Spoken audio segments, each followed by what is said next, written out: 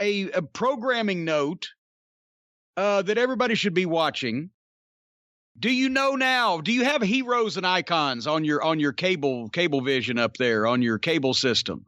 I think so. It used to be Antenna TV? No, you're way off. See, you spend too much time editing. Is it CBS? No.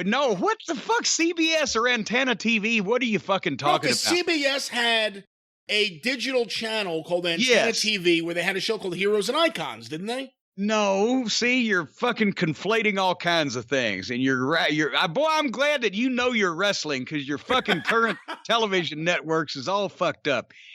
Antenna TV is much like MeTV, is much like Cozy TV. It is a digital channels, the secondary channels of local broadcast channels in markets that are affiliated with the major networks. However, CBS. Or NBC or fucking Fox or whatever the fuck. It is not just limited to CBS. But there is also a cable network now called Heroes and Icons. It's actually Handy TV or something. It's on the cable system there. It's HANDI, Heroes and Icons, Handy TV, right? However, it's its own network. What are you laughing at? That is the worst name I've ever heard for a TV channel. Handy TV? Yeah, they give you a handy. Every time you sit down on your couch, you want to watch some TV and relax, there's a handy for you. Right there. That's a safe bet every time. But no, they are in HD. Right? It's a big time network, and they have, not only do they have classic shows like Star Trek remastered in HD of the evening, but they're playing Batman and Superman on weekend mornings. I think it may be Sunday morning. Green Hornets on. They're doing all the classic series, but now every Sunday afternoon is a marathon of the Untouchables. The Robert Stack Desilu production fucking had heat with the goddamn mafia, most violent television program of its time, The Untouchables. They're late in the first season right now, but I've caught up with it. And holy jumping shitballs, what a good show that is. I have many of the seasons on DVD. I used to take them down and watch them in Orlando, and I was sitting in that fucking hotel for TNA. On my DVD player. It's too bad Elliot Ness didn't raid that locker room. Shut down that office. Well, this might be a job later on in the program for Elliot Ness to try to figure out. The government, the G-men need to step in and figure out what's going on over on the cable access network. But I used to, what? Go ahead. I was going to say, do you like those classic Superman episodes? I love those. No, I fucking hate them. What? You know why? No. Find me a supervillain. Well, okay, that's a fair point. They didn't use any of the supervillains. They were crediting DC Comics, and the show was on the air for, 6 seasons. It started in black and white, then it went to color. Occasionally there was a Martian, but it wasn't even a fucking Brainiac or something. It was just a generic Martian, and most of the time he's just fighting generic gangsters or the guy, the mobster who enclosed himself in a lead box so Superman couldn't see who he was inside of it. What the fuck? You like the Untouchables? They're fighting gangsters. Well, that's because they're gangsters. Elliot Ness wasn't fucking Superman from Krypton.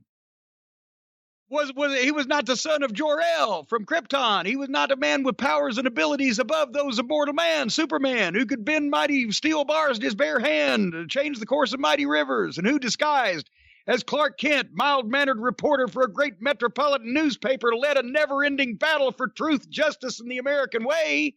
He was just a fucking G-man. What do you prefer? George Reeves' version of Clark Kent? I don't think George Reeves has been a virgin since we've ever been around. His version of Clark Kent, or Christopher Reeve playing Clark Kent as the bumbling Clark Kent? Christopher Reeve. Really? Christopher. Well, no, Christopher. Yes, Christopher Reeve, a wheelchair fellow. Yes. Well, you said really, I don't call him that, but the one from George Reeves, because George Reeves, there was a wink in the eye. It was preposterous. Even Jimmy Olsen couldn't have been that stupid. He's always dropping clues. I thought they did a poor job with that television program. I can't believe this. Where Christopher Reeve, that's what he was supposed to be like. Clark Kent was a bumbling fucking fellow who couldn't possibly be Superman. And at the same time, a guy that you would think would not use his X-ray vision to look at Lois Lane and every other woman at the Daily Planet with no clothes on. That's, that's the way. I was not a fan of the Superman TV series. Batman, obviously, was iconic. Green Hornet was a little fucking dry, to be honest. Dry as a nun's cunt, as they used to say down south. The Superman TV show was pretty iconic, too. Did you like Superman on I Love Lucy? Well, that had some life to it. Superman, that show needed Lucy's budget and Lucy's writers. Have you ever seen the Fleischer cartoons of Superman from the 30s? Yeah. Oh, yeah. No, they were from the 40s, World War II years. Were they not? Well, yeah. You know what? The second season was more about World War II. The first season, it was like demon professors and shit. But yeah, I love those. Those are probably the most beautiful cartoons ever. Those are they did a wonderful job with the early Popeyes in color also, the Fleischer studio. The early Popeyes in black and white are amazing too. Yeah, well, but I mean, you were talking about the color, etc. Well, because they did 3D models. I don't know if you ever saw they did a Popeye. I'm trying to remember which one it was. It was Popeye against Alibaba or something.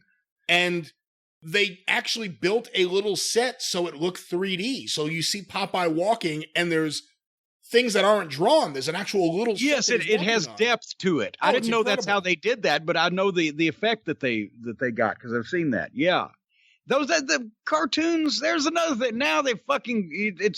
South Park is witty as all fuck, but they're just fucking putting goddamn construction paper on a background these days. The Mickey Mouse shorts that they currently do, I watch them with the kids. They're surprisingly awesome because they take elements of the originals of Mickey Mouse. They take like a lot of the artwork and the elements, and they just kind of dress it up in a way that's modern but doesn't feel modern.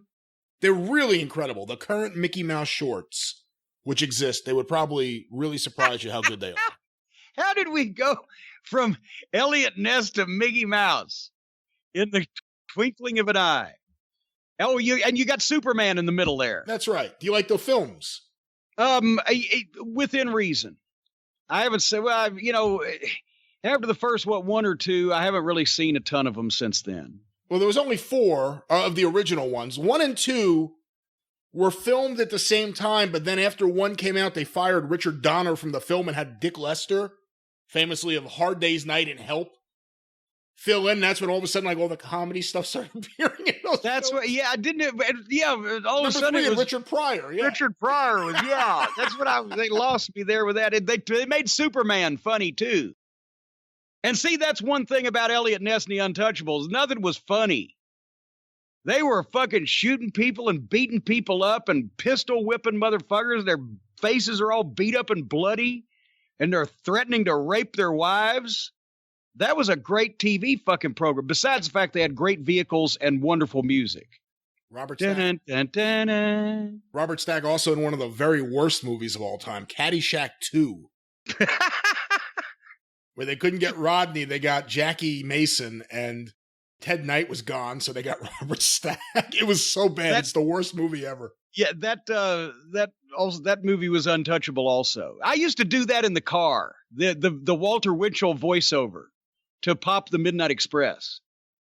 Late that night, in the Southside Chicago apartment of Frank Nitti, Al Capone's gangland enforcer, Nitti and his thugs plotted the overthrow of the city of Chicago. Right? Shit like that. So one day we're sitting in fucking Greenville, South Carolina. And this was during the period, and you probably, 88 was when Vladimir Pietrov showed up, right? The dark period in 87. Early 88. Late 87. Yeah, okay. Point is, it's late 87, early 88. The fucking business is down. And also now they've absorbed all the other territories, UWF and Kansas City. So they're doing TV tapings all over the place, right? So Greenville, South Carolina, one of the backbone towns of Crockett's promotion, we'd go down there 100 miles from Charlotte every Monday night, the Greenville Memorial Auditorium, and have 3,000 or 4,000 people. So the record house we did in 86 was $62,000 there. And it was always a great town. Well, they'd fucking give it so many B shows and shitty cards that it was down to $3,800 one night. Where it was like the Midnight Express against maybe the New Breed, and the main event was Vladimir Pietrov against, I think, didn't they turn Ivan babyface finally on the New Russian or something like that? No, he turned babyface in '88. They had the masked Russian assassins. Then who would Vladimir, would he have still been working with Nikita at that point? Probably, yeah, 87. Okay, yeah. Then that's what the main event was. It was Vladimir Pietrov versus Nikita Koloff, the battle of the former evil Russian and the current evil Russian. $3,800 in Greenville, South Carolina. So we're all sitting there in the fucking locker room just with our hands in our heads because this is going to be like a $75 fucking night. And I said, late that night, in the Southside Chicago apartment of Frank Nitti, Al Capone's gangland enforcer, Nitti and his thugs plotted the murder of Greenville, South Carolina. Little did they know that noted Minnesota thug Big Al Blake, a.k.a. Vladimir Pietrov, had already killed the town the week before. And fucking, he looks at me like, what the fuck, you're accusing me of killing it? And all the boys are laughing at him, and he kind of just like put his head down. You never met Lenny Montana, did you? I never did. Because obviously he was the real deal. Yeah, you can check that off your fucking. Well, he was the real deal, and he played the part of Luca Brasi in The Godfather, but he was. Okay, I didn't know where you were going with that. I didn't know whether Lenny Montana would have been insulted that I accused him of killing the town of Greenville, South Carolina, or whatever. But yeah, he was. Well, I don't know if he was a high-ranking member of the fucking Gambino family. He wasn't high-ranking. He was an enforcer. Well, there you go. But and it wasn't the Gambino family. But yeah. Well, that's what I'm saying. I mean, I don't know to the extent of his netherworld connections, but he was in The Godfather, and he was also a wrestler. Yes, and looked like he could probably enforce his way through a few things. You know why he looked that good, Brian? I'm going to tell you why he looked that good. Because he ate his athletic greens. Really? Because he died in 92. Well, no, are you kidding? You don't know athletic greens has been around for 10 fucking years. He died in 92. Oh, that's longer than 10 years ago. Well, no wonder he died. He wasn't on his athletic greens. There we go. Ladies and gentlemen, if you don't want to die like Lenny Montana, then you get on your athletic greens.